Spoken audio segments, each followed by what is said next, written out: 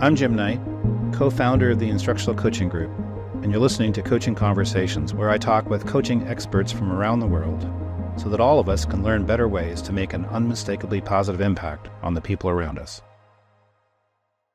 Well, gentlemen, I'm super happy to have you here. I have enjoyed our conversations over the years. In many ways, you're my go-to people when I think about the importance of dignity in schools and how we can create environments where every student feels respected and treated like a human being and that they have dignity.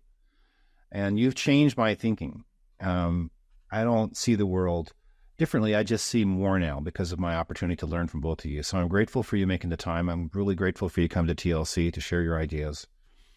I'm wondering if you would mind, since you know each other better than I know you, if you would mind introducing each other. So Floyd, if you want to introduce John and John introduce Floyd, I'd be super grateful. Yeah, no, well, thank you for having us. I guess I've had the pleasure of introducing John Krownapple, a friend and co-author. I always say that one of the things that is fascinating about our relationship is that we went to college about the same time in about the same city, broadly speaking. But didn't know each other at the time.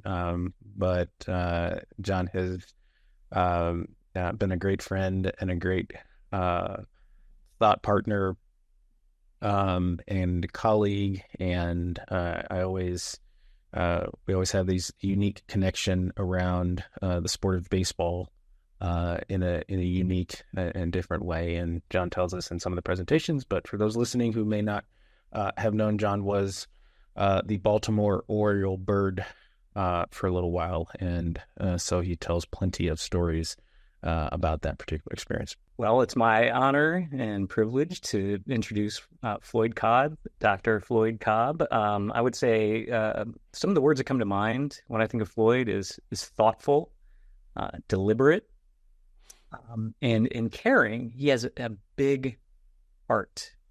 And for me, he's the best thought partner I could ever hope for, wish for. We've developed an incredible friendship over the years, over the last decade and a half. But like Floyd said, there's some interesting connections. You know, he was right down the road from me in college, right around the same time.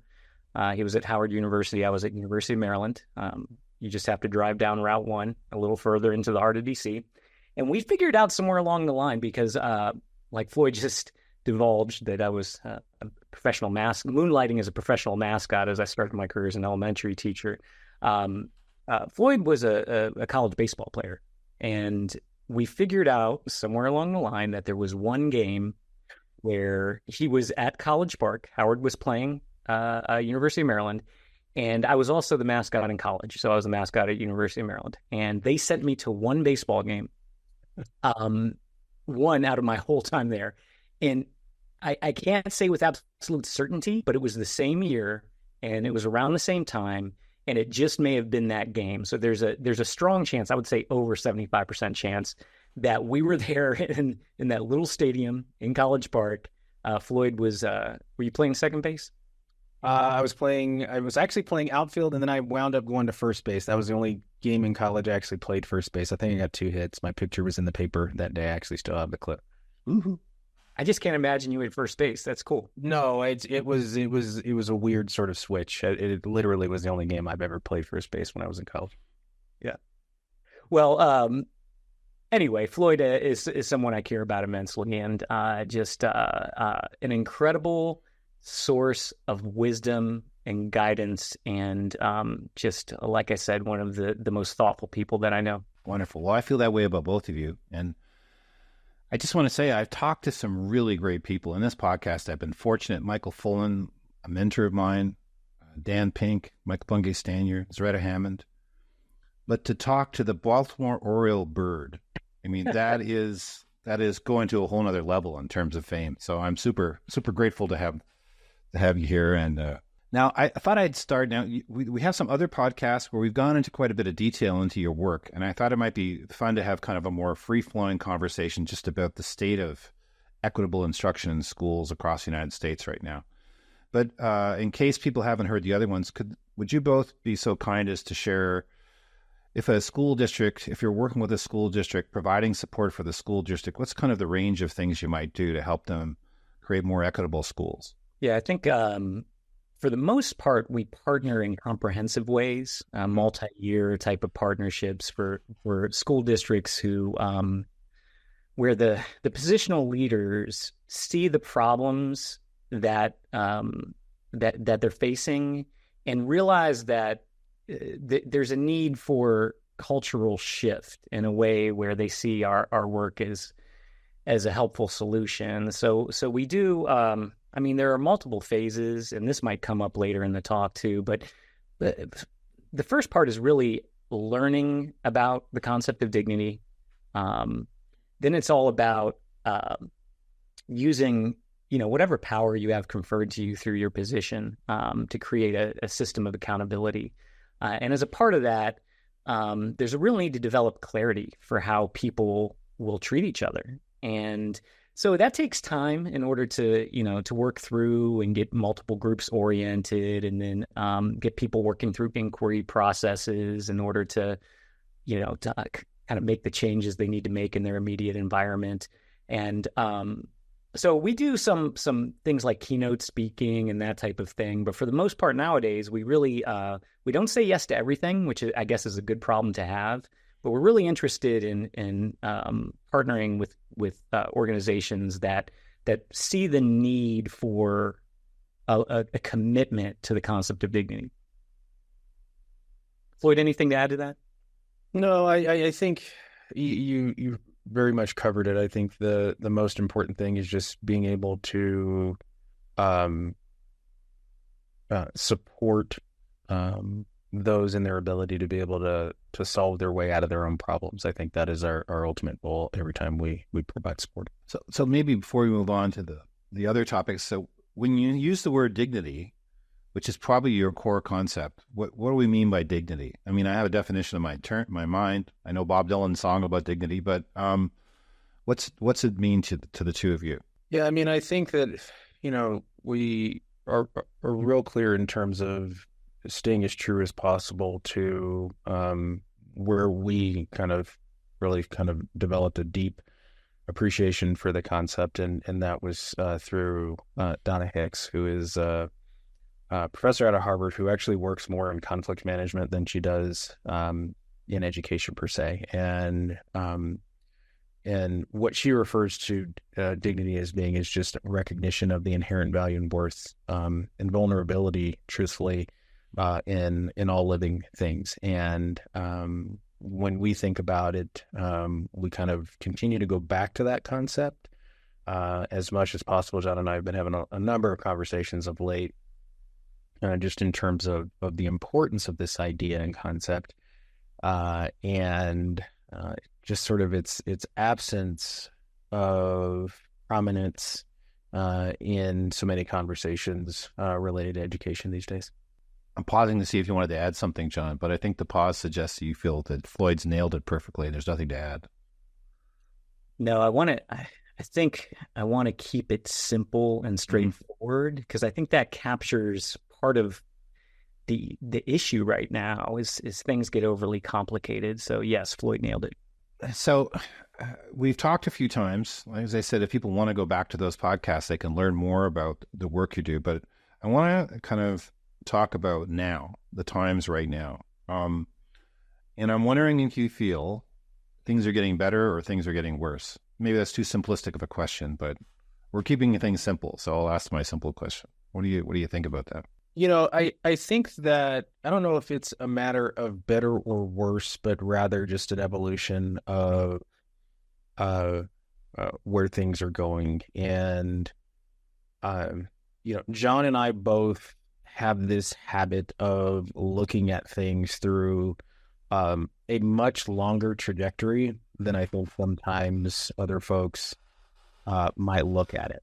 And what we mean by that is we work really hard to kind of look back to make sense of why we are in the moments that we're in, and then kind of use that as a way to be able to anticipate or predict where we might be going. And it might be the social studies teachers, kind of in both of us, so to speak. And so, when you think about where we are right now, I think I was asked actually this question earlier this week, and I reflect back to this to when we were in 2020, and it was this unique time because our book had just gone to publication in the fall of 2019, and we were talking and just had this general sense that things were about to move in a direction that over the long term was going to lead to the place that we're at right now. And part of that was just, from our own experiences, more at the local level in terms of how people experienced. So when broad attention it winds up being brought to certain issues. And so one of the things that we've really kind of tried to pay attention to is just sort of the secondary and sort of tertiary effects of things, and we work really hard to be able to try to anticipate those and then be able to prevent those from happening as best as we possibly can. And so that's sort of a long-winded way of saying that when we are starting to look at this moment that we're in right now, where there's a significant amount of not only attention, but laws that are being put in place to constrain, the larger diversity, equity, and inclusion umbrella. We see this as kind of very much sort of normal and natural on a national scale from what we actually were seeing just at a local level. And I don't believe that this will be a place that we will stay as a country forever. However, what we have to be able to do is pay attention to the pathway or offer rather a pathway forward that allows for people to be able to find progress and feel an equal participant in the experience altogether. I think we're in kind of weird times because DEI can be a trigger word that leads to all kinds of anger and frustration. So I think if people are angry about diversity, equity, and inclusion, I think it's because they don't understand it. This would be my theory. They actually have a different definition than the one that we would hold.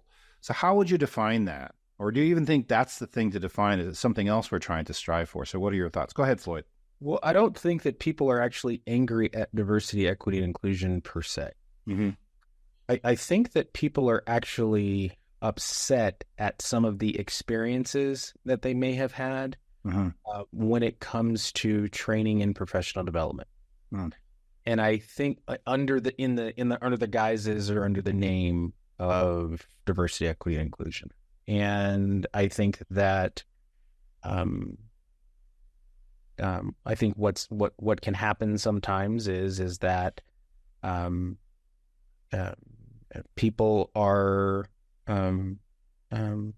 sometimes required to undergo experiences, and in those experiences, they walk away feeling, or in the middle of it, wind up feeling uncomfortable. Mm-hmm. And one might even go as far as saying that they feel like that their dignity is under assault, right, or that their dignity is under attack. And what winds up happening is that they give it this name or have it fall under this acronym or euphemism because there's no real way to be able to talk about it in ways that other people will be able to understand. And so in a lot of ways, it's become this sort of unique anti-movement. Mm-hmm. And, John and I kind of caution against this in our book. This is why I believe that this isn't going to last forever, which is because anti-movements tend not to be able to last for very long because they don't necessarily give an affirmative vision of actually what they want. Mm-hmm. And so if you look at some of the ways even some of these laws are structured, they talk a lot about what they don't want you to do, but they don't say what they want you to do. And so that leaves a lot of weird and gray space for what it is that they're hoping for in terms of, the broader legislative declarations that need to happen. And so I think in a lot of respects, in a lot of ways, that's what we're seeing. And, the short version of it is that people are saying that we don't feel we need to be required to undergo experiences in such a way that makes us feel uncomfortable. John, your thoughts on this? Well, I think, Jim, when you were asking the question originally, you started with DEI being under attack and then started basically describing some beliefs that you have around, what the function of DEI is or the purpose of it, right? Like students being seen in schools and everyone having an opportunity, et cetera.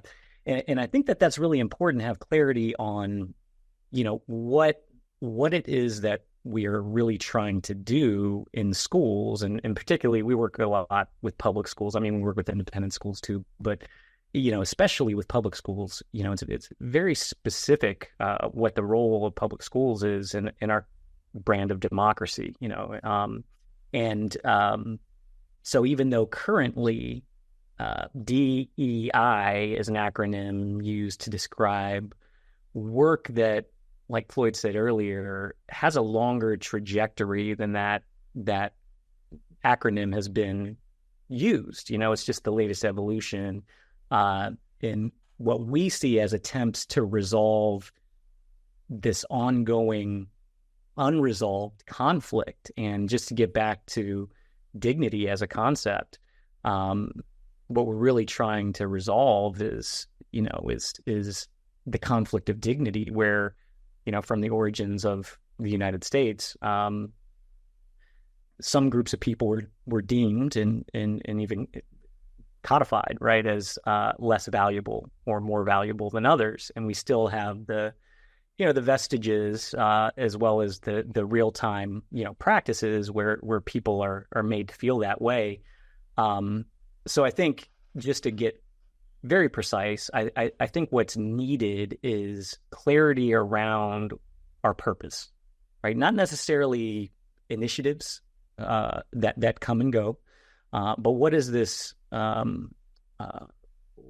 What is really at the heart of what we're trying to do? So let me see if I've got what the two you said. Let me sort of play it back, and you tell me if I've got it right. It sounds like what you're saying is, if we spend too much time worried about what those words mean, it could be, and maybe I'm putting words in your mouth, but if we spend too much time worried about what those words mean, it can distract us from the real focus, which is recognizing and valuing the dignity, respecting the dignity of other people, or however you might put it. And then if we're going to talk about that concept of dignity, the way in which we share it should embody that mutually humanizing kind of interaction. So it's to make your audience feel like their dignity isn't recognized when you talk about things like race or culture or whatever it might be, it doesn't make sense. You should have professional development that honors the dignity of the people you work with. Is that? Absolutely. Absolutely. And I think it's important that if you really do a close study at the language in some of these, what I think probably colloquially are referred to as anti-DEI provisions, mm-hmm. I think it's important to pay attention, because the language can cut both ways. Mm-hmm. And what I mean by that is that largely there have not been, at least to my knowledge, a significant number of laws written related to how people feel. You know what I mean? Mm-hmm. And so when you start to pull that back a little bit and, start to think about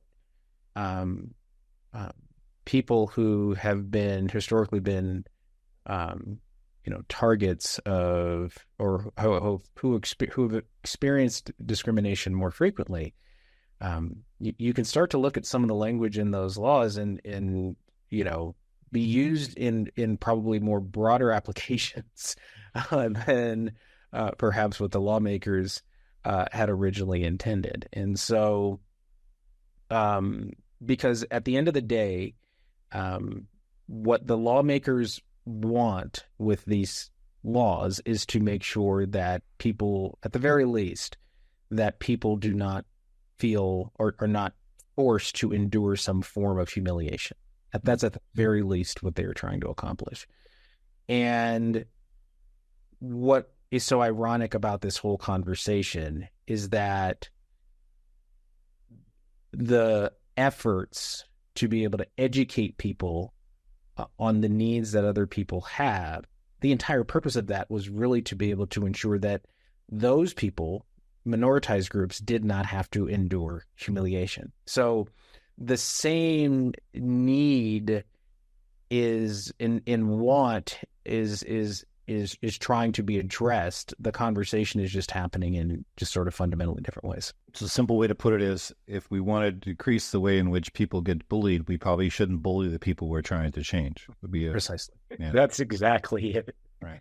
That's exactly it. And when we were writing our book, we had this conversation about whether or not to emphasize the word equity. And at the time, something I was learning from Floyd was not only, what we had already kind of drafted, which is the need to have, a positive vision that you were working toward. But what Floyd always kept coming back to is, and it needs to be as precise as possible.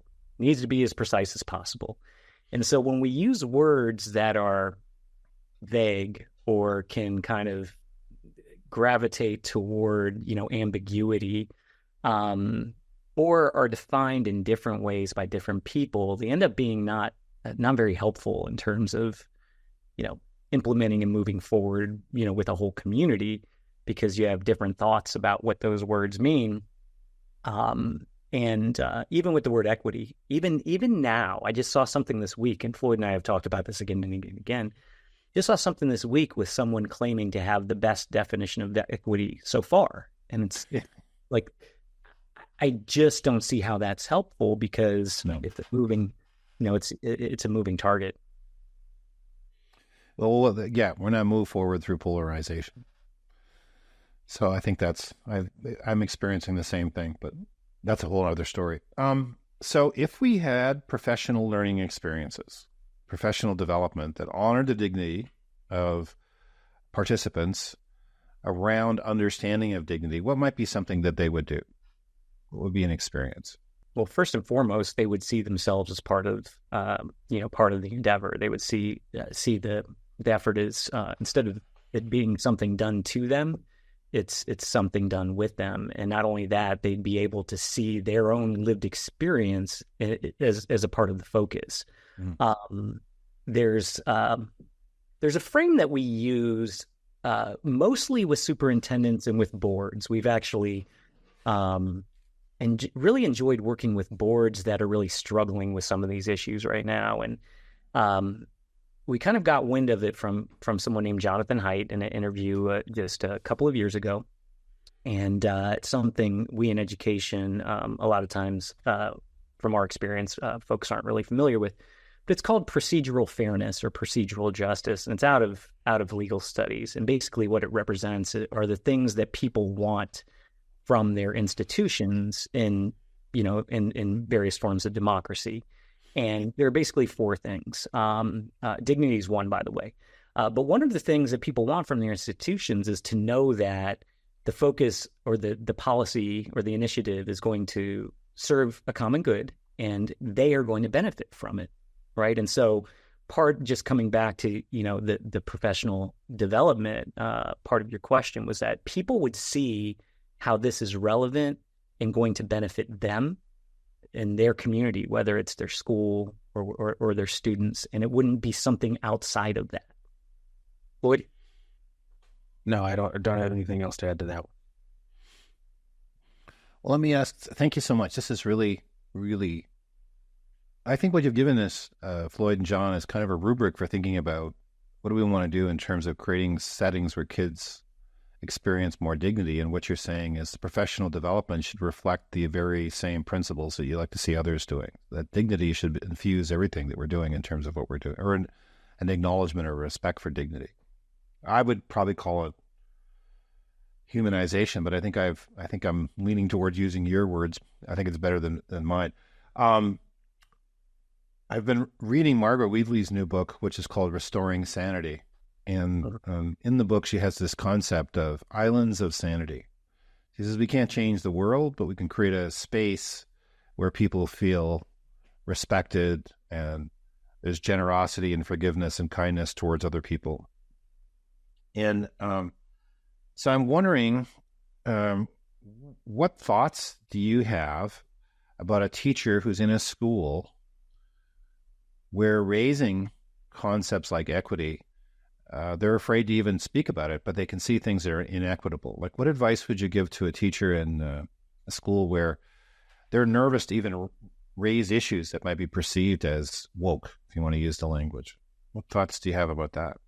Yeah, I mean, the thing that comes to mind is we all just, I think that the simple thing that comes to mind as I think about that is more about a golden rule, which is that we want to treat one another in the ways that we want to be treated. I think it's the way that I think about it more simply. I would discourage, talking in euphemisms or colloquialisms about exactly what someone intends to do. So what I mean by that is that if there is a specific issue where someone is not being treated humanely, is not being treated with dignity, to keep the conversation focused on that particular issue. I think where I see a lot of times people get themselves a little bit far afield is then they'll start using broader terms and broader categories and kind of using, a word or term like equity. And then what that does is somebody else has a different definition for what that term is and what that means. And then the conversation just kind of jettisons off into a place that where the conversation, wasn't intended to go. Even particularly thinking about, people who live and work in states where there's a lot of laws that, put certain constraints on how these conversations might occur. There's still broader federal law and protections to be able to say that, again, we need to make sure that we're treating all of our students humanely and taking care of them in such a way that they're, able to go to school, without feeling, some sense of worry or harm, simply because of who they are. And so I think the strategy that would need to be taken is just continue to remind people that, every district I know has a mission or values, and, of all the ones that I've, worked with throughout my years, they all pretty much say the same thing, just with different words cobbled together. They all very much have some of the same values. And so, I would encourage people to send those gentle reminders of the things that the organizations have already committed themselves to, as opposed to trying to elevate or eliminate something that is different. Because, as a teacher, you are a part of that system. And, the levers of change are it takes a lot of different things in order for certain types of changes to happen. And, as an employee of that system, you have obligations and responsibilities, to maintain and uphold. But certainly when it comes to the need to be able to make sure that people feel, welcomed and, feel validated and treated with dignity, that's something that, is something that all the institutions that we work with have continued to strive for. I would say the first thing that comes to mind for me, just to add on to what Floyd's describing, is the question being about a teacher, staying focused in on your local sphere of influence, right? Your students and what you're trying to do, and within that focus, what people need to thrive, right? What do your students need to thrive? Now, there are certain things that we know people need in order to have the opportunity to be at their best. We know they need food, right? There are particular needs. We know that the starving student is not going to be available to learn. The same dynamic, takes place with dignity and belonging. The student who's experiencing indignity is not going to be available to learn and be at their best. And so staying focused on addressing the needs of the people that are right in front of you is really important. And on a related note, one of the things that we have become more and more clear on and continue to learn about is how conflict escalates, and not to get drawn in to the stuff that's going on the outside in terms of being antagonized and taking the bait. Donna Hicks describes these temptations to violate dignity, and none of us, Jim, are above it. I mean, it's just, we're human. We have this thing called a nervous system. We get triggered. We downshift. We're not at our best. That's why repairing harm is one of our 4 standards of dignity, because we will all fall short. So perfectionism is like the enemy of all this.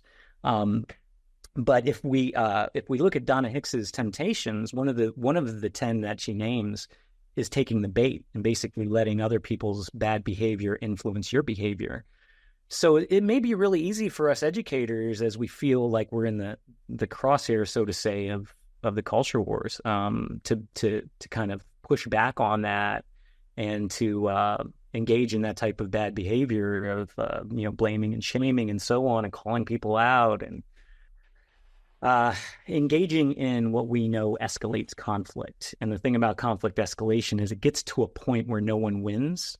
So staying our very best to focus in on the issue, and not let the issue collapse into us against them, which ends up dehumanizing, the conflict. And then it just escalates from there into the red zone, which is, total annihilation where no one wins.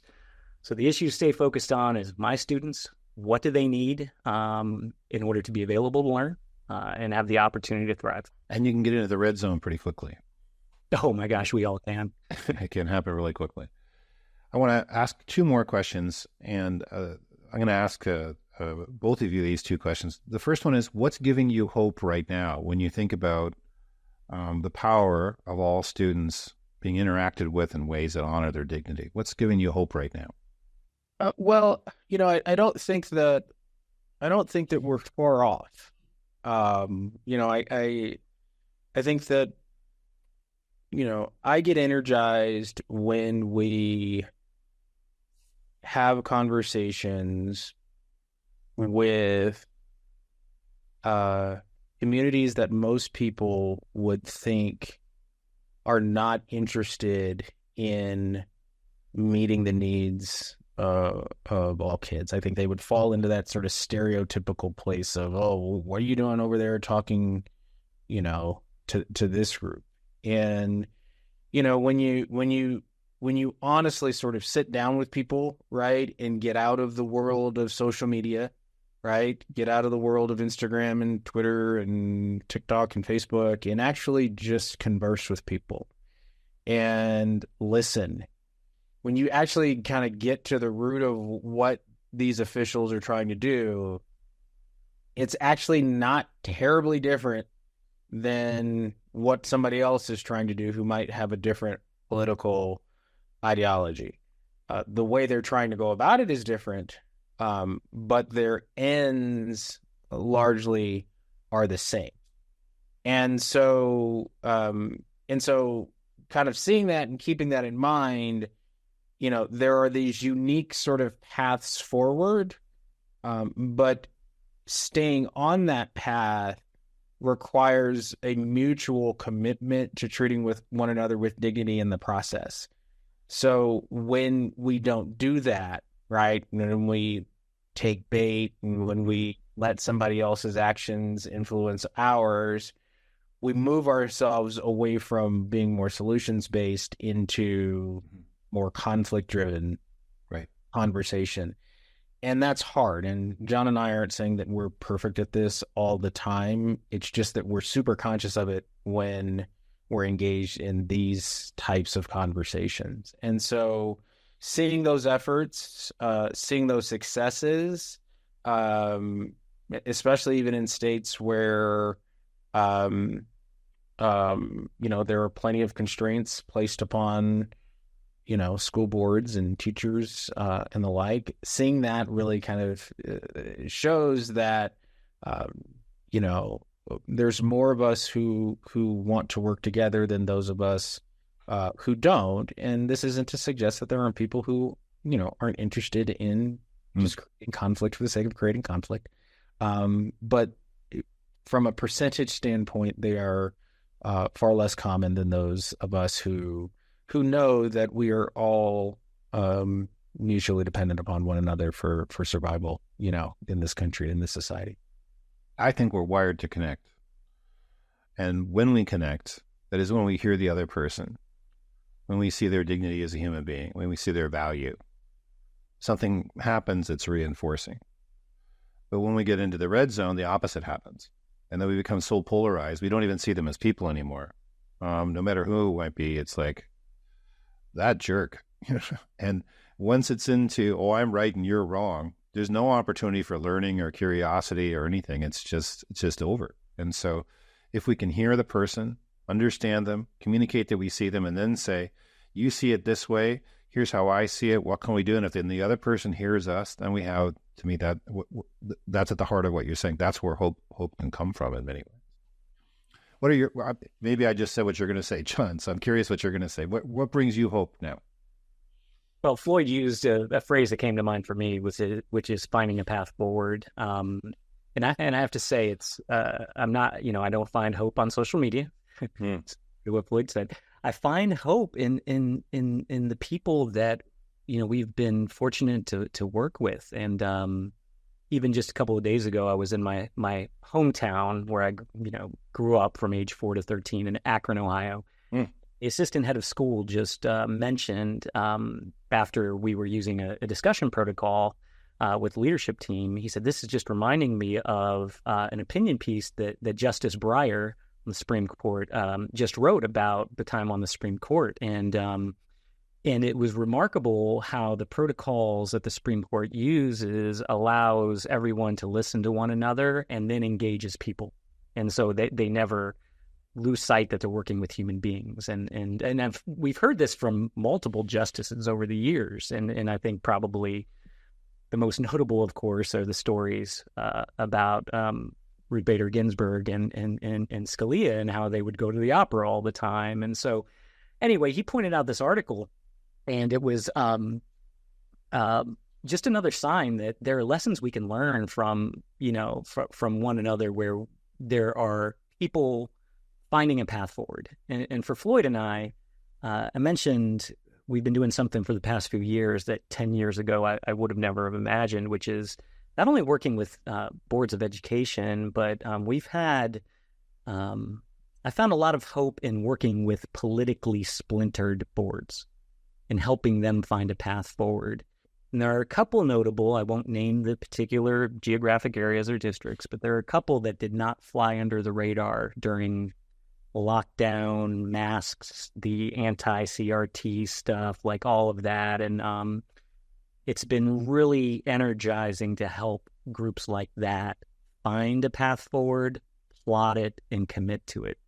And then beyond the, the governing bodies, that type of thing, weekly, I'm just seeing the success stories of people who are taking this concept and running with it and partnering, whether it's teachers partnering with students or principals partnering with their staff in ways that, bring more dignity into their lives. And with that is more opportunity to experience the good things in life and the good things in schools. And so it's from the work, honestly, from the work with people that brings me a lot of hope. Last question. Could you say a bit about what you're going to present at TLC? And maybe I'm jumping the gun. Maybe we're like, well, this is the first time we've talked about it, so it's okay are you comfortable sharing a bit about what we'll see at TLC? Subject to change, right?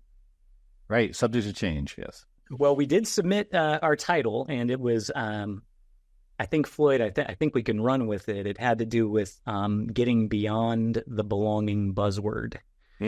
And, the book that Floyd and I co-authored, Belonging Through a Culture of Dignity, when we were writing it, you have to remember we were conceptualizing it around 2016, 2017, definitely like starting to put pen to paper in 2018, and it was released in 2019.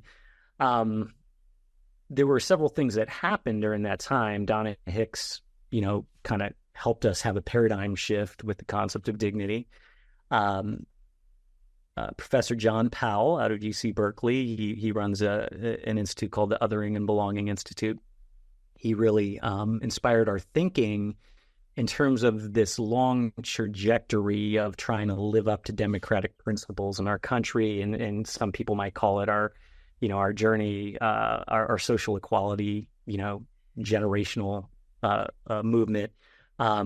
But it was the first time I know for me that I had thought about that long trajectory as an ongoing negotiation of who belongs here, who really is a full member and who falls somewhere underneath that.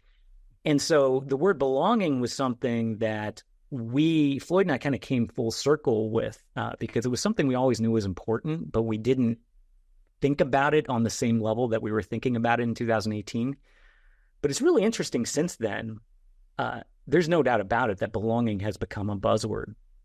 And you see it everywhere. You see it on billboards. You see it on in stores in the mall, on employees, lanyards. They have buttons like "You belong here in this soap store," things like that.